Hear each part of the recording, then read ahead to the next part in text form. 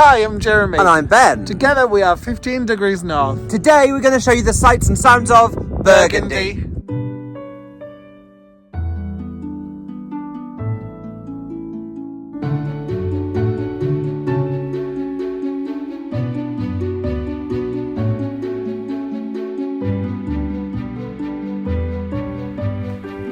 Burgundy is a region of France that covers the eastern portion of its hexagonal shape.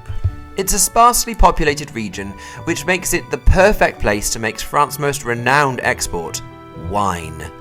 The Burgundians are known for making some of the best wine in the world, and people flock from far and wide to sample the spoils of its numerous vineyards. We went in winter, but that just gave us more excuse to sample its wines and to indulge in a spot of fine dining.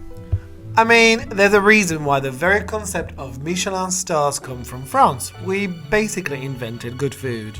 I think the Italians would have something to say about that.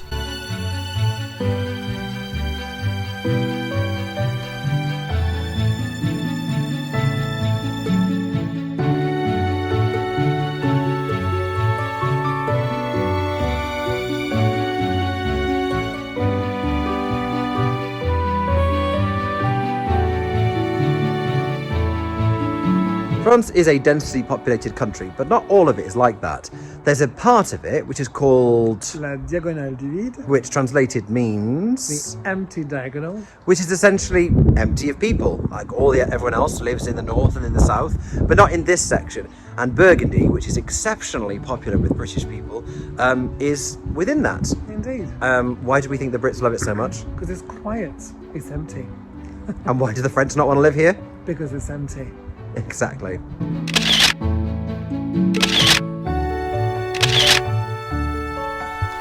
When we travel, we like to make sure that we stay somewhere that feels truly authentic to the region. Burgundy was no different.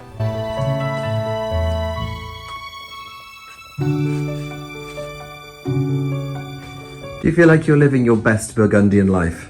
Oh, I'm feeling very authentic. The house looks like someone actually lives here, doesn't it? Yes, it does, yes. Maybe From someone 1920. Maybe someone died here. Maybe somebody else will die tonight. Wow. Dijon is the capital of Burgundy. Historically, Burgundy was a kingdom in its own right, or rather a duchy. Ruled from Dijon, the Duchy of Burgundy was considered one of the most influential in Europe, particularly during the 15th and 16th centuries. The Palace of the Duke sits proudly at the center of the city, but nowadays it is just a museum, as the duchy was absorbed into France during the reign of Louis XI because male dynastic line of the Burgundians had died out. Subsequently, Burgundy passed into the French hands without any bloodshed or having anyone have anything to say about it. Well, what's so weird about that? Everyone wants to be French.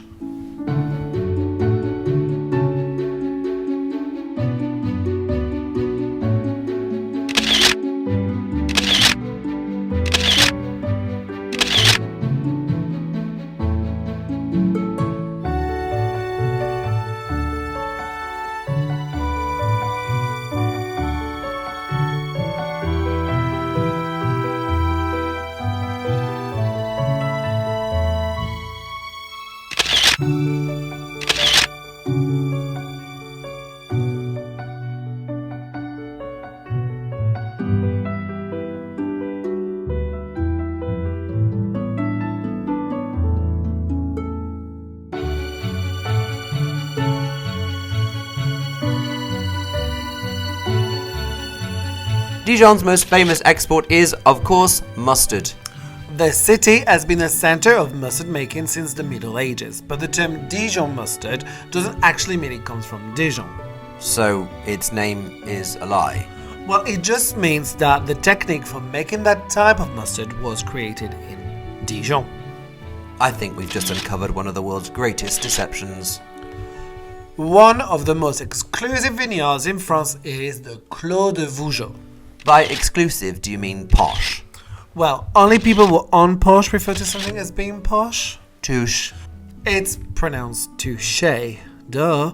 Designated Grand Cru, the wine produced here is renowned for its exceptionally refined palate.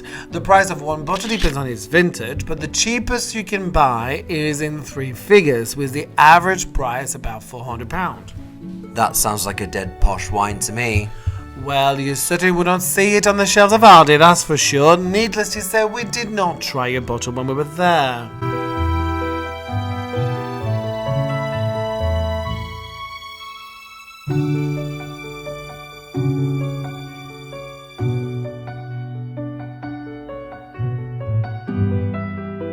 Of course, in summer, these vineyards will be covered in green leaves and beautiful grapes that will eventually become the world-famous wine.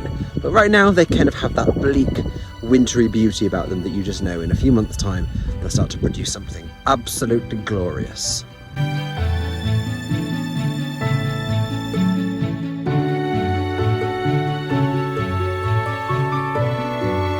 We are now in Beaune.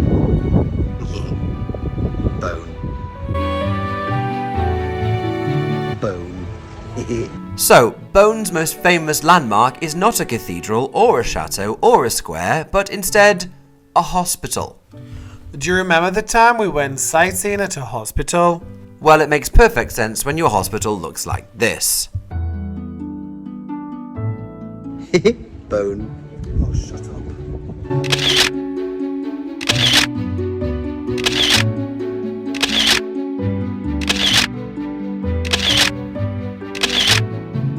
Founded in 1443, it was built as a hospital for the poor. Following the 100 Years' War, many of the people of Beaune were destitute and wounded from fighting, so the Hospice de Beaune was built to care for them, funded by the Duke. It actually remained as a hospital right until 1971. I mean, the first patients of 1972 would have been annoyed. I waited my whole life to be sick and use the amazing hospital, but now you've sent me to the concrete hospital instead. Well, they didn't have MRI scanner in medieval times.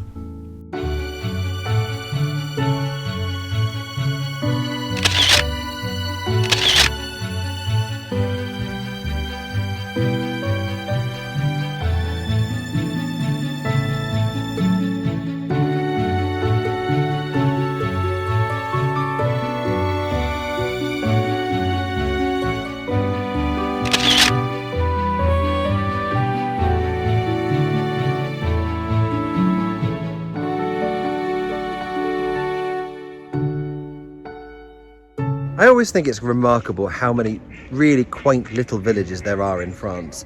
If we had something like this in the UK, it would be a national treasure, a massive tourist destination. The National Trust would have put massive infrastructure in place. People would flock from far and wide to see it. Whereas here, well, because there are so many villages like that, it's just normal. And that's wonderful for France, but kind of sad for Britain.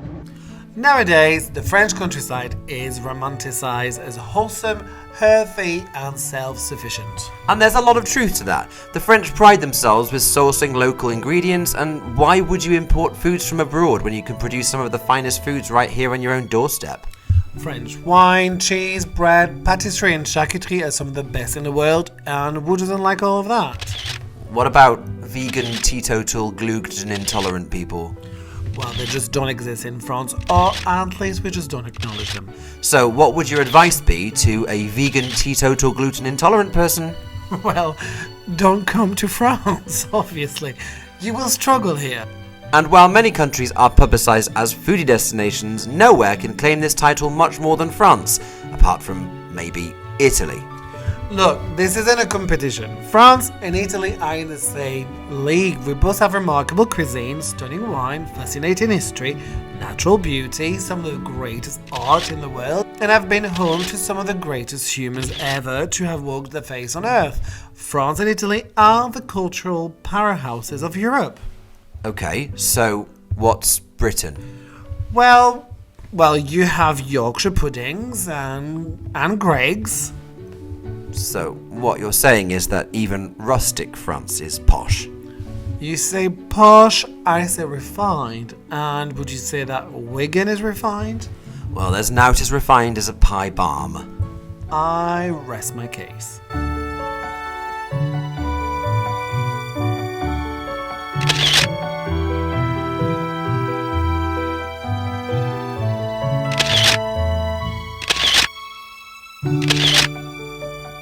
Our final stop is Vezelay Abbey, which is a truly stunning mausoleum of a building. The church is said to house relics from Mary Magdalene, so pilgrims flock from far and wide to visit them. The town is actually tiny, not much more than a village, but this enormous church was built in the 12th century to deal with all these pilgrims and is attached to a Benedictine abbey.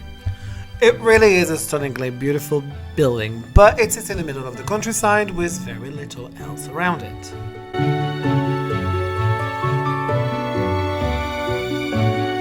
Our trip to Burgundy was great. To be fair, we always loved the French countryside, and although the weather wasn't amazing this time, we can only imagine just how beautiful it is here at the height of summer. But even when there isn't the weather, there is always the wine. Which is, I think, the unofficial slogan of the United Kingdom nowadays too.